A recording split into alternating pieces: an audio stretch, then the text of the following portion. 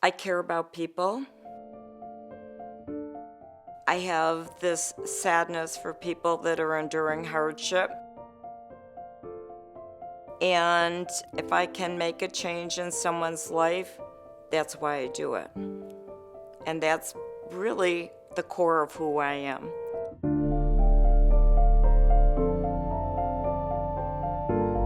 Elizabeth Starr is a woman of significance. She is a woman that is able, because of the power of her passion and commitment and contagious enthusiasm, to recruit her friends to invest alongside of her. It gives me goosebumps. And I look at her impact, because once you're in her sphere and you see she's investing and she demonstrates to us her result of that investment, you're in.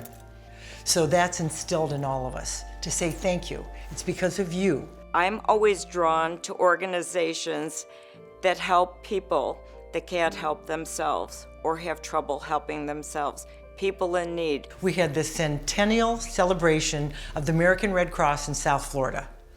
This is big, 100 years. And I thought if anyone could make this successful, because we had great needs.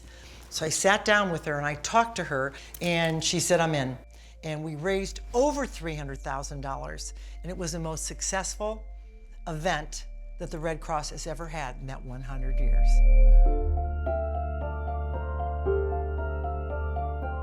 I had just lost my father to cancer. Cancer's a terrible, challenging disease that affects so many people. When I transitioned to the American Cancer Society, I reached out to Elizabeth, and she quickly became a champion of our work in many ways.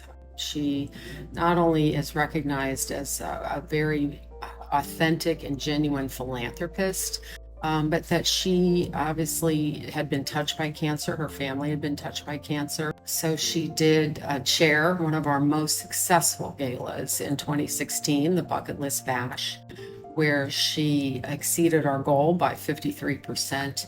So I was successful in doing that, which gave me great gratification. And just, I was wearing the emotion of that whole event, and I hope that came across. I think that sincerity that you have when you embark upon any kind of philanthropic endeavor, it's hugely impactful. That comes across.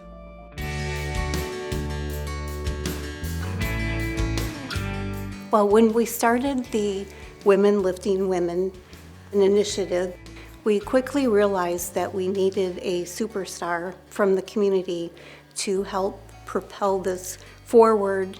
So enter Elizabeth Starr, who just fit that bill to a T and continues to do so. I was charged with raising the money because all good work has to be paid for, and nothing can happen, certainly without dollars.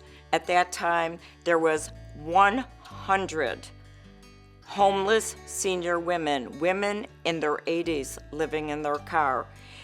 That is shocking, appalling, and heartbreaking for me. And that was a call to action. I can't even believe the angst these women have to face every single day and the trauma of losing everything and moving into their cars. And when people have no voice and nowhere to turn, I want to be the one to help them. So I am their voice. I was discussing a fundraising event for Women Lifting Women, and the young girl who worked in a store in Waterside said to me, "You would love my mother. I'd love for you to meet her." I said, "Well, it'd be my pleasure to meet her." So I received a call from this girl's mother who said to me, "I have been living in my car for 2 years, and I'm in temporary housing presently, and soon to be homeless and living in my car once again. Can you help me?" So I said, "Of course I can help you." I called my friend, the CEO of NAMI, Beth Hatch.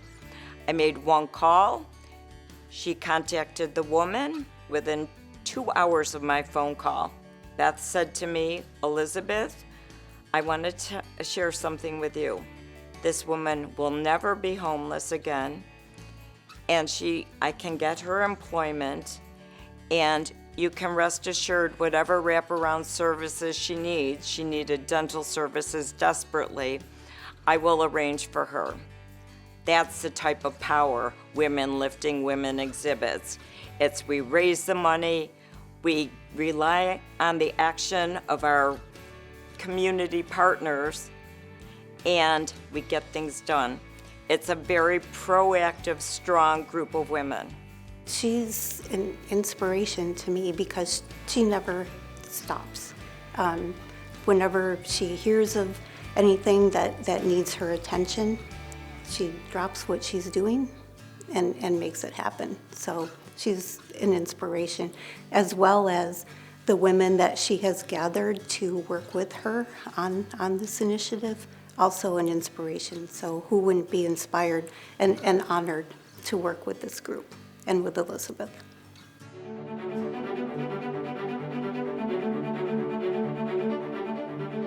I'm beyond honored to receive this award.